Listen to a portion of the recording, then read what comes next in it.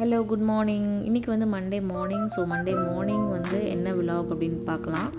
Monday morning lunch and snacks ஷாஹினுக்கு என்ன pack பண்ணியிருக்கேன் அப்படின்னு சொல்லி பார்க்கலாம். காலையில் வந்து பிரேக்ஃபாஸ்ட்டு தோசை சாம்பார்.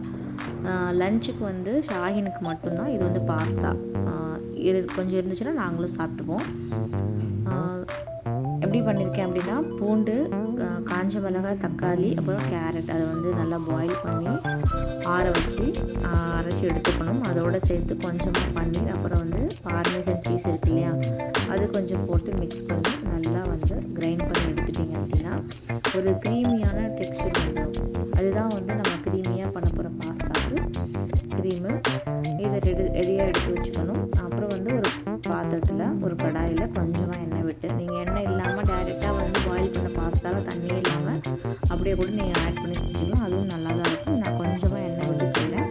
கொஞ்சமாக எண்ணெய் விட்டு எண்ணெய் வந்து லைட்டாக தான் காய்ஞ்சிருக்கணும். ரொம்ப காய்ஞ்சா தெரிக்கும். ஸோ லைட்டாக காய்ஞ்சோன்னா லைட்டாக அந்த அரைச்சி வச்ச மிக்ஸ் எடுத்து உள்ளே போட்டு மிக்ஸ் பண்ணிவிட்டு நம்ம பாஸ்தாவை ஆட் பண்ணி ஒரு 2 minutes குக் பண்ணால் போதும்.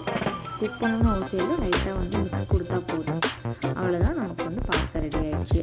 அடுத்து வந்து சாம்பார் தான் ரெடி பண்ணியிருக்கேன். கேரட்லாம் போட்டு சும்மா 1 part சாம்பார் மாதிரி தோசைக்கு ரெடி பண்ணிட்டேன். அதில் வந்து நீங்கள் சாம்பார் யூஸ்ஃபுல்லாக பண்ணும்போது குக்கரில் வைக்கும்போது கொஞ்சம் இந்த நுரையெல்லாம் வரும் இல்லையா, அந்த நுரையெல்லாம் எடுத்துட்டு அப்புறமா நீங்கள் வந்து விசில் போட்டிங்க அப்படின்னா கொஞ்சம் வெளியில் வந்து பொங்கி வராமல் இருக்கும். நான் அப்படி தான் பண்ணுவேன். ஸோ சாம்பார் ரெடி ஆகிடுச்சு. நெக்ஸ்ட்டு வந்து பேக் பண்ண ஆரம்பிச்சிடலாம். 7:30க்கு ஸ்கூல் போனாங்க அப்படின்னா மதியம் வரத்துக்கு 3:30 ஆகிடும். ஸோ வந்து சில பசங்க சாப்பிடுவாங்க, சில பசங்க சாப்பிட மாட்டாங்க இல்லையா.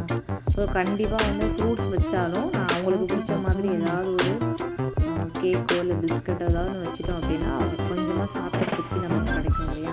ஸோ அதனால் நான் வந்து கொஞ்சமாக ஸ்நாக்ஸ் பாக்ஸில் கேக்கு பிஸ்கட்டு இது மாதிரி எதனா ஒன்று வச்சுருவேன் சாப்பிட்டுக்கிறாங்க. யூஸ்வலி நான் வந்து கேக்கு பிஸ்கட்லாம் நான் கொடுக்க மாட்டேன், ஆஃபர் பண்ண மாட்டேன்.